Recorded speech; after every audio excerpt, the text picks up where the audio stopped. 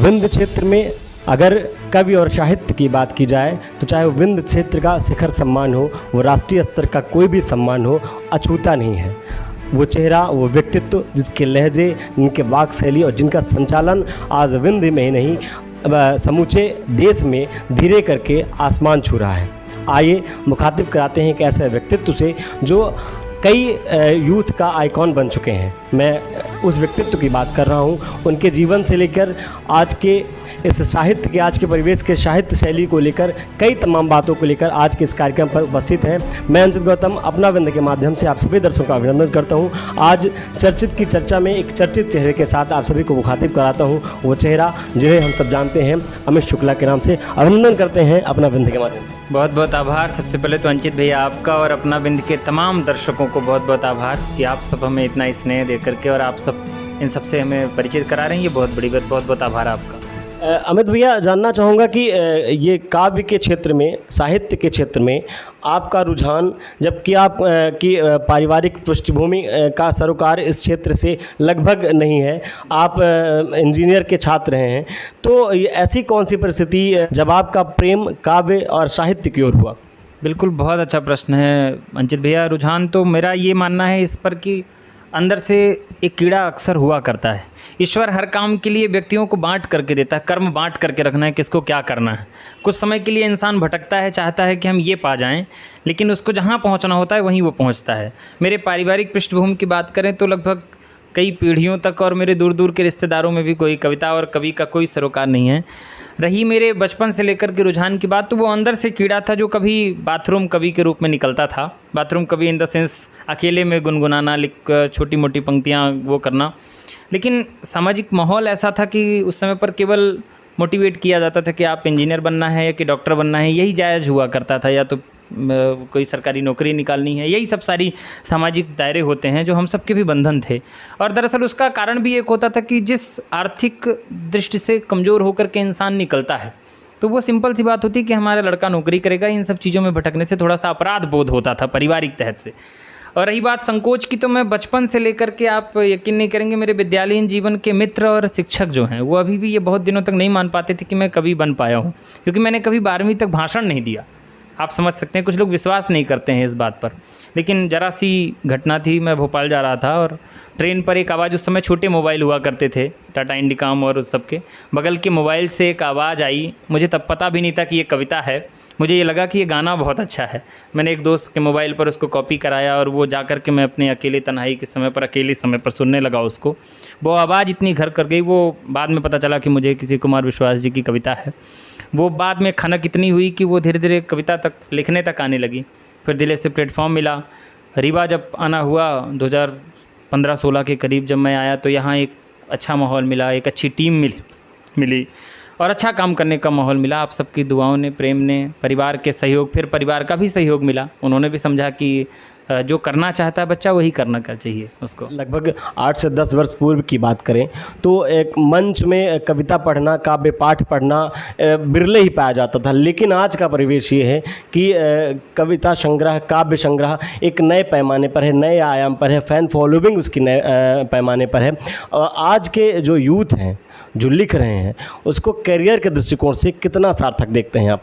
बहुत अच्छा प्रश्न है ये। मैं अक्सर सोचा करता था, पहले कलाकार के पास 2 रास्ते हुआ करते थे, उसको दोनों रास्ते बनाने पड़ते थे। ऐसा नहीं है कि पहले कविता नहीं लिखी जाती थी, कविता संग्रह बहुत निकलते थे, बल्कि कविता संग्रह छपना बंद हो गए हैं अब पुस्तकों। सबसे बड़ी बात, लेखक के पास दिक्कत ये हो गई है अब कि उसे अपनी जान दे करके लिखनी पड़ती है और फिर उसे छपाने के लिए पैसे देने पड़ते हैं और फिर वो जा कर के फ्री में कोई किताबें पढ़ता भी नहीं है। तो पहले पढ़ने वाले ज़्यादा लोग थे, लेकिन कविता पढ़ने वाले भी लोग थे, लिखने वाले भी लोग थे। कविता, मंच, ये सारी चीज़ें ग्लैमर के साथ नए रूप में आ गई हैं। रही कैरियर की बात, तो मैं अक्सर ये कहा करता हूँ कि पहले कलाकार को 2 रास्ते चुनने पड़ते थे। उसे अपना एक अलग कोई क्षेत्र बनाना पड़ता था और हमें सिंगर बनना है या कवि बनना है, उस पर भी ध्यान देना होता था, वो शौक़ जो होता था। लेकिन अब ये दिक्कत नहीं है। सोशल मीडिया और तमाम इतने प्लेटफॉर्म हैं जिसकी वजह से आप बड़े मंचों तक गेन कर अपनी प्रतिभा को दुनिया तक पहुँचा सकते हैं अगर आपके अंदर टैलेंट है। और मेरा एक ही मानना है, आप काम कोई छोटा बड़ा नहीं होता, काम कोई भी करिए, गा रहे हैं कुछ भी करिए, अगर आप झाड़ू लगा रहे हैं तो इस प्रकार से झाड़ू लगाइए कि दिल्ली में बैठकर कोई बात करे कि यार झाड़ू तो पूरी दुनिया में सब लगाते हैं, लेकिन जैसा वो रीवा में बैठकर अमित लगाता है तो कोई नहीं लगा सकता है। वो काम आपका कैरियर बन जाएगा।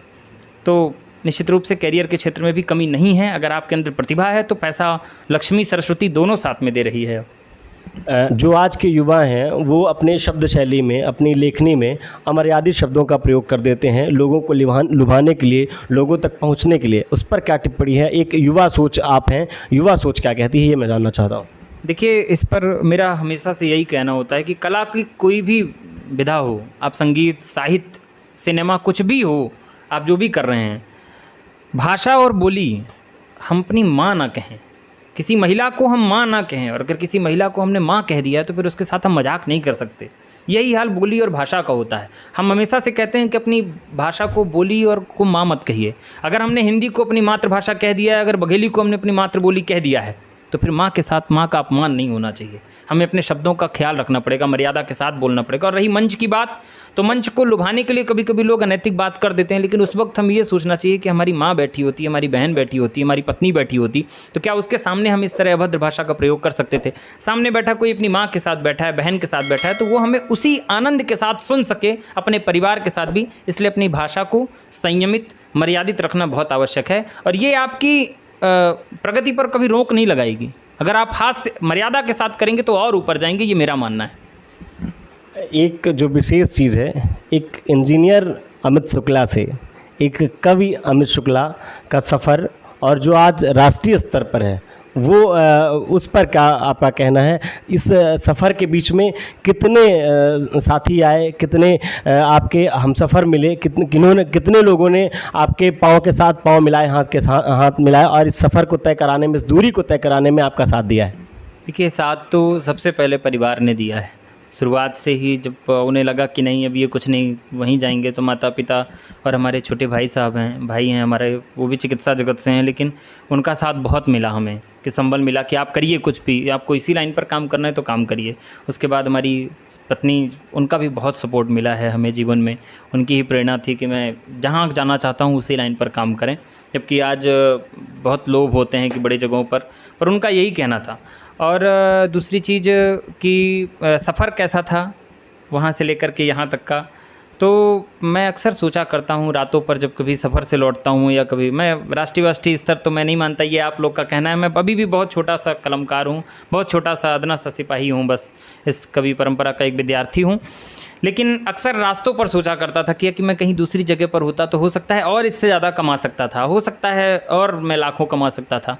लेकिन अक्सर 20 साल बाद मैं ये सोचता था कि 20 साल बाद, 25 साल बाद मैं अपने बेटे को किसी कार्यक्रम पर ले जाऊंगा, कोई कार्यक्रम दिखाने, या तो यूट्यूब पर वो देखेगा तो मैं उसे ये बताऊंगा कि ये जैसे कवि हैं, ये ऐसा ही मैं बनना चाहता था।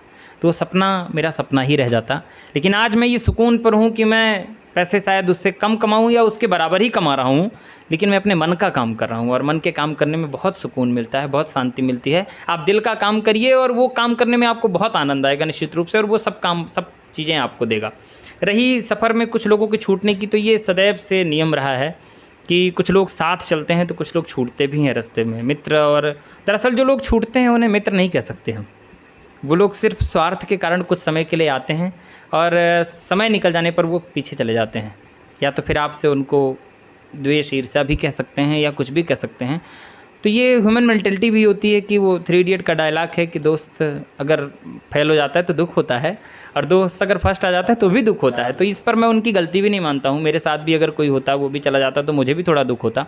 और मैं कहीं गया भी नहीं हूँ, मैं कहीं भी नहीं गया हूँ। एक छोटी सी बात मैं अक्सर कहा करता हूँ कि जब लोग कहते हैं कि आप रीवा से बाहर निकल गए हैं, हम कह देते हैं कि नहीं, आप सब मुझे ढोंस करके, धक्का दे करके रीवा से बाहर तो निकाल सकते हैं, लेकिन मेरे भीतर से रीवा नहीं निकाल सकते हैं। तो मेरे साथ सब हैं, मेरी टीम है, मेरे साथ लोग हैं, और जो लोग अलग हुए हैं उन्हें मैं मित्र नहीं, वो किसी वजह से आए थे और कहीं उनको क्या लगा वो साथ भी छोड़ दिए होंगे। बाकी मेरे साथ सब है, मेरे मित्र हैं, मेरा पूरा बिंद कवि दरबार, मेरा पूरा 3-5 चैनल, और मेरा परिवार, मेरे सारे लोग, सब कुछ है, मेरे मार्गदर्शक, संरक्षक, सब कुछ मेरे साथ हैं। आपने विंध्य कवि दरबार का जिक्र किया। संगठन कितना आवश्यक है, खासकर विंध्य के साहित्य के क्षेत्र में संगठन कितना आवश्यक है किसी की सफलता के लिए, संगठन कितना आवश्यक है एक व्यक्ति के लिए, मैं जानना चाहूँगा। क्योंकि विंध्य कवि दरबार काव्य के क्षेत्र में विंध्य के लिए और जो नए युवा हों चाहे या जो वरिष्ठ कवि हों, उन तमाम लोगों के लिए एक ऐसा मंच बन चुका है, एक ऐसा प्लेटफॉर्म बन चुका है जो उनकी छवि को एक निखारने का प्रयास करता है। तो मैं उस संगठन के बारे में जानना चाहूँगा आपसे। देखिए, संगठन किसी व्यक्ति की सफलता के पीछे केवल उसकी प्रतिभा नहीं होती है, उसके साथ हज़ारों चीज़ें जुड़ी होती हैं। उसके पिता माता का सपना होता है, उसकी कई रातों की जागरण की नींद होती है, इसके साथ एक उसकी कई सारी परिवार का साथ होता है, इसके साथ एक सबसे बड़ी चीज़ होती है उसके मित्रों का सहयोग होता है, उसके अपनों का साथ होता है जिसके साथ वो पहले कदम से लेकर चलता है। और प्रायः लोग क्या करते हैं कि जब एक सीढ़ी चढ़ करके हम ऊपर चले जाते हैं तो हम उन लोगों को भूल जाते हैं जो हमारे साथ चले हुए थे, जबकि ये गलत है। एक पंक्ति आपने सुनी होगी कि शायर सिंह सपूत अकेले ही चलते हैं। दरअसल इसका मतलब लोगों ने गलत समझ लिया है। उसका मतलब ये था कि शायर दुनिया की हट से, जैसा लीक से सब सोचते हैं वैसा नहीं सोचेगा, अलग सोचेगा, वो शायर कहलाएगा। लोगों ने क्या सोच लिया कि मैं सबसे हट करके काम अकेले करूंगा, तब जा करके अंचित भैया अकेले काम कर लेंगे तो ही सबसे बड़े पत्रकार कहलाएंगे। ऐसा नहीं है। अमित शुक्ला अगर आज कहीं पर जाते हैं तो उसके साथ विंध्य कवि दरबार के एक एक साथी का सहयोग होता है, एक एक साथी का साथ है। और जिस दिन हम अपने दम पर काम करना चाहेंगे उस दिन हमें गिरने में 2 मिनट नहीं लगेगा। तो सहयोग, संगठन सदैव जरूरी है किसी की सफलता के लिए। बिना किसी के सहयोग के, सफलता के, जो व्यक्ति आगे जाना चाहता है वो थोड़े दिनों बाद नष्ट हो जाएगा और कुछ नहीं होगा। आजकल के युवा लिखने के साथ साथ जब मंचों की प्रस्तुतिकरण करते हैं, मंचों पर आते हैं तो लोगों को लुभाने के लिए चुटकुलों का प्रयोग करते हैं। तो मंचों पर चुटकुलों का प्रयोग कितना सार्थक है, कितना आवश्यक है? ये बहुत अच्छा प्रश्न आपने पूछा है। मंची कवियों के साथ ये बहुत बड़ा आरोप होता है चुटकुले पढ़ने का, और ज़्यादा कर देते हैं इस पक्ष में तो मैं नहीं हूँ, क्योंकि ज़्यादा करना हमारी परंपरा पर नहीं है। हम कविता सुनाने आए हैं, हमारा पेट दाल चावल से ही भरेगा। लेकिन कभी कभी मंच की परिस्थिति ऐसी होती है, लेखन का काम अलग है और मंची काम एक अलग है। कभी कभी लाखों की भीड़ होती है और उस पर 99% लोग तो कविता सुनने आए हैं, जो हमारी कविता सुनने हैं, जिनको मैं सुनाना चाहता हूँ। लेकिन 1% श्रोता जो उसमें है वो हनी सिंह के गाने छोड़ करके आया है, तमाम तरह के, और फिर 3 घंटे की फिल्म छोड़ करके आया है। उसे लुभाने के लिए कविता के प्रति, उसे हम अपनी बात सुना सकें, अगर उसे हम थोड़ी देर के लिए लुभाने के लिए कुछ देर ऐसे पैंतरे बदलने पड़ते हैं तो मंच की परिस्थिति होती है। उसे मुद्दा नहीं बनाना चाहिए कि हम चुटकुला ही सुनाएंगे या कि चुटकुला ही सुनाना है। हमें सुनाना कविता है। उस 1% श्रोता को जो कविता से मोह नहीं रखता, उसे अपनी बात से मोह जाल में फंसा करके 99% के साथ जोड़ करके हमें उन 100% लोगों को कविता से ही भूख मिटानी है। और हमारा उद्देश्य ही कविता सुनाना है। जो कवि बना है उसका ये उद्देश्य होना चाहिए कि हम कविता ही सामने वाले को सुनाएंगे। मंच की परिस्थिति या कभी कभी परिस्थिति ऐसी होती है कि उसे बात समझाने के लिए, सुनाने के लिए, थोड़ी देर के लिए हमें उन्हें अपने मोह जाल में फंसाने के लिए सुनाया जा सकता है, लेकिन उसे मुख्य उद्देश्य नहीं बनाना चाहिए मंच का।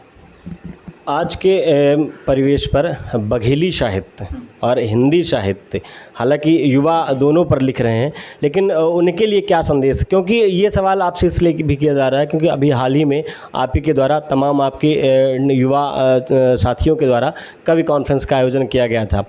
मंच देने के लिए, नई लेखनी को पहचान देने के लिए, उनको वो स्तर देने के लिए जो उनकी आवश्यकता है, जो इस विंध्य की आवश्यकता है। तो इस पर क्या टिप्पणी है आपकी?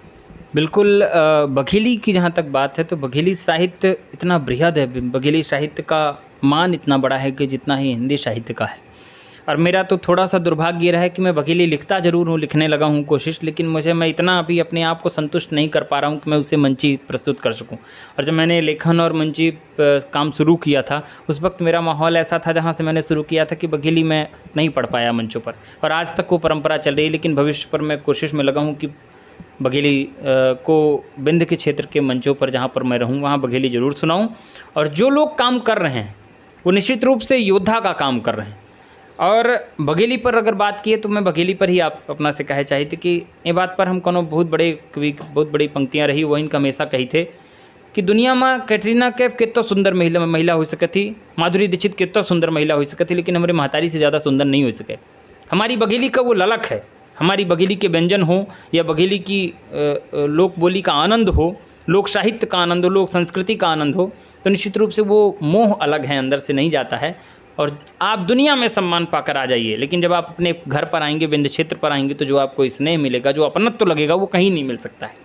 और जो लोग काम कर रहे हैं उनसे मैं यही कहना चाहता हूँ कि इस माटी को, इस बोली को और आगे ले जाइए, भाषा के समकक्ष खड़ा करिए, मर्यादा के साथ, संस्कृत के साथ इसको खड़ा करने की कोशिश करिए, चाहे जिस विधा पर करिए, संगीत, साहित्य, सिनेमा, किसी विधा पर काम करते हुए इसको भाषा के समक्ष ले जाने के लिए आपको बहुत मेहनत करनी पड़ेगी, मर्यादा के साथ, और अच्छे कंटेंट लाने पड़ेंगे। बघेली में भी बहुत सारा काम हो रहा है, बहुत सारे चैनल्स, यूट्यूब चैनल्स हैं और बहुत सारे कवि हैं जो अच्छा काम कर रहे हैं, आगे और अच्छा काम होगा। कवि कॉन्फ्रेंस की बात जहाँ तक है, तो केवल एक उद्देश्य इसका यही है कि जो हमारे बुजुर्गों ने हमारे लिए किया, उन्होंने हमें संरक्षण देकर, हमारे ऊपर थोड़ा सा हमारी कमियां बता करके हमें आगे लाने का प्रयास किया है। एक चीज़ कमी थी कि विंध्य क्षेत्र पर ये आरोप लगता था कि मंच नहीं है, युवाओं के लिए मंच नहीं है।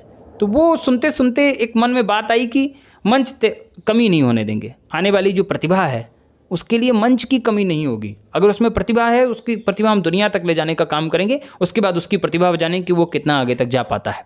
आप काम करिए, जितने भर नए लोग मुझे सुन रहे हैं, मैं अपने भाइयों से हमेशा कहता हूं कि आप काम करिए, दिल लगाकर काम करिए, और अगर आपके पास क्षमता है, प्रतिभा है, तो दुनिया की कोई ताकत आपको नहीं रोक सकती है। मंच की कमी नहीं है। हमारी पूरी टीम, पूरा बिंद कवि दरबार, आदरणीय राजदादा सहित बिंद कवि दरबार, 3-5 चैनल और पूरे बिंद के कवि, जितने भर वरिष्ठ कवि हैं, जो मेरे मार्गदर्शक भी हैं, संरक्षक भी हैं, अन्य विधाओं के लोग भी जो काव्य प्रेमी हैं, जिनमें कई सारे नाम हैं, एक एक का नाम लेंगे तो हम थक जाएंगे, वो लोग भी आज इस कार्य में लगे हुए हैं कि नई प्रतिभाओं को मौका देंगे, मंच देंगे। उसके लिए चाहे हमें तन मन धन सबसे समर्पित करके मेहनत करनी पड़े। हम आने वाली पीढ़ी को, अपने जो छोटे भाई हैं, हालांकि मैं भी नवोदित हूँ और मेरे साथ के लोग भी नवोदित हैं, हमें और आगे काम करना है। अभी ये हमारा विराम नहीं है कि हम पहुँच गए हैं कहीं पर। चाणक्य कहा करता था तक कि संतुष्टा द्विजानष्टा असंतुष्टा च महीपति। संतुष्ट अपने काम से नहीं होना चाहिए व्यक्ति को, हमेशा भूखे रहना चाहिए कि हमें आगे और जाना है। तो हम तो बहुत नवोदित हैं, लेकिन हमारे भी एक कदम जो नीचे छोटे भाई हैं, उनके लिए भी हम अवसर कम नहीं होने देंगे, ये हमारा वादा है। लगभग 1.5 वर्ष से लॉकडाउन लगा हुआ है, कलाकारों को काफ़ी प्रभावित हुआ। इस प्रभावशील को आपका नज़रिया इस प्रभावित समय को कितने तरीके से देखता है, कितने सुगम तरीके से देखता है, कितने दुर्गम तरीके से देखता है? ये प्रभावित तो हुआ है कहीं ना कहीं, क्योंकि जितनी हानि हुई है, हम धन की हानि की बात नहीं कर रहे हैं, हम जन हानि की बात कर रहे हैं। बहुत सारे अपने छूट गए, बहुत सारे अपने लोग चले गए, ये बात प्रभावित करती है और ये बात तो दुखी भी करती है। लेकिन जहाँ तक घर में रहने की बात है और क्या कलाकार के जीवन में परिस्थिति आई है, तो मैं इसको निराशावादी रूप में नहीं लेता हूँ। हम अक्सर जब सफ़र में होते थे, बहुत 12-12 दिन, 10-10 दिन कार्यक्रम में होते थे, तो हमें लगता था कि यार घर में रहने का समय नहीं है।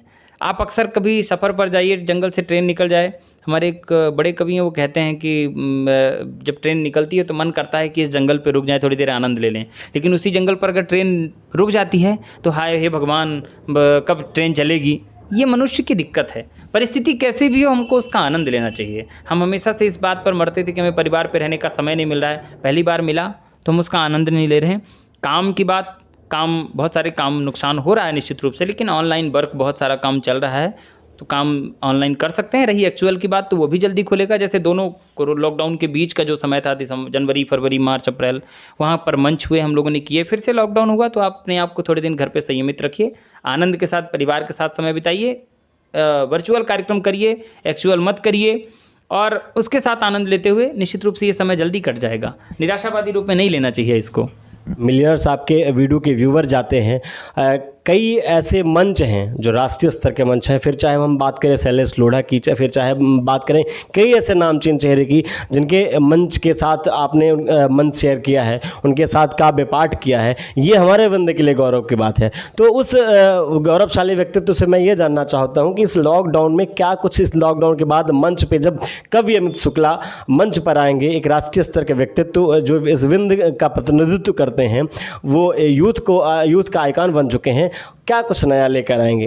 पहली चीज़ तो मैं हमेशा इस बात को आपके गलत ठहराऊंगा, मैं कभी प्रतिनिधित्व नहीं करता। मैं हमेशा एक छोटा सा सिपाही हूँ, एक छोटा सा विद्यार्थी हूँ हिंदी साहित्य का, अपनी टीम का एक छोटा सा सदस्य हूँ, जो मेरी टीम है, और तमाम इस परंपरा का एक छोटा सा विद्यार्थी हूँ। रही बात काम की, तो मैंने लॉकडाउन का फ़ायदा ज़रूर उठाया है। पिछले लॉकडाउन में भी और इस लॉकडाउन में भी मैंने अन्य विधाओं पर काम बहुत किया है। मैं जब मंची व्यस्त हो जाता है इंसान, तो थोड़ी सी लेखन कमज़ोर होने लगता है। मेरी अक्सर लालसा थी कि मैं अन्य विधाओं पर काम करूं, और आदरणीय चंद्र जी एक वरिष्ठ साहित्यकार है, वो भी अक्सर कहा करते थे कि कवियों को ये चाहिए कि कविता के अलावा भी अन्य विधाओं पर भी काम करनी चाहिए। तो मेरे मन में ललक थी। पिछले लॉकडाउन से लेकर के मैं पहले भी एक आध कहानियाँ लिखा करता था, लेकिन कभी मन नहीं हुआ ज़्यादा। लेकिन लॉकडाउन पे मैंने बहुत कहानियों पर काम किया है। उस पर 2-4 कहानियाँ तो बहुत वायरल हुई हैं। सुखिया काकी और फैमिली रिलेशन डिस्टेंसिंग, उन पर काफ़ी वायरल हुई है।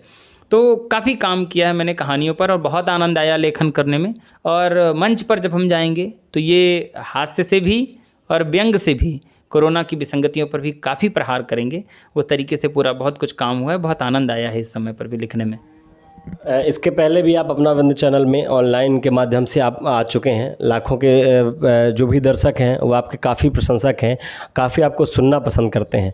मैं अंतिम तौर पे इन तमाम दर्शकों के लिए शुभकामना संदेश आपकी ओर से और उनके पसंदीदा चंद लाइनें मैं आपकी ओर से दर्शकों के लिए की तरफ से अपील करता हूँ। देखिए, शुभकामना संदेश तो मैं आपके चैनल को दूंगा कि ये चैनल और बढ़े, और अपना विंध्य के जो श्रोता हैं उनसे शुभकामना क्या, उनसे मैं निवेदन करूंगा कि इसी तरह मेरा साथ दीजिएगा, इसी तरह मेरा सहयोग देते रहिएगा, क्योंकि आपके ही बदौलत हम जहाँ कहीं भी जाते हैं तो केवल आपके कारण ही। जब तक आप हमें सुन रहे हैं तभी तक हमारी कुछ छोटी सी हस्ती है, वरना हम कुछ भी नहीं हैं। प्रतिभा आज हर जगह होती है, लेकिन जिसको आप सबका सहयोग मिल जाता है, आप सब सुन लेते हैं, तो वो थोड़ी दूर तक निकलने की कोशिश करता है। तो इसलिए मेरा साथ, मेरा सहयोग बनाए रहिएगा।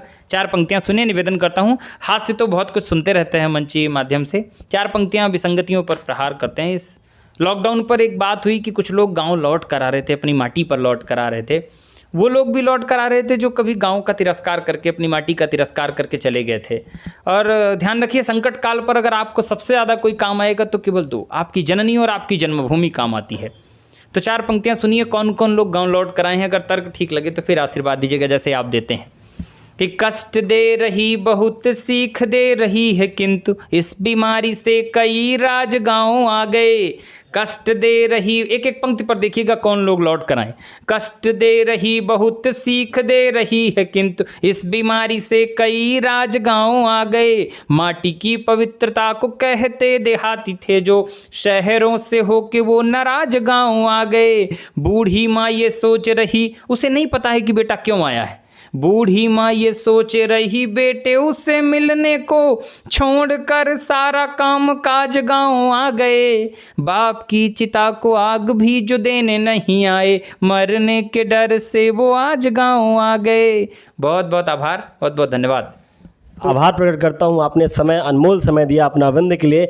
आपके जीवन से जुड़ी बातों से मैंने अपने दर्शकों को परिचित कराया और आपके लिए बोलना, आपके लिए परिचय बताना मेरे लिए शब्द कम पड़ते हैं, शब्द बौने पड़ते हैं, शब्द शैली कम पड़ती है। बस आप सभी से फिर से नए चेहरे के साथ, फिर से नए चर्चित चेहरे के साथ, नए व्यक्तित्व के साथ, एक नए खुद रंग के साथ आप सभी से मुखातिब होंगे। तब तक के लिए नमस्कार, प्रणाम।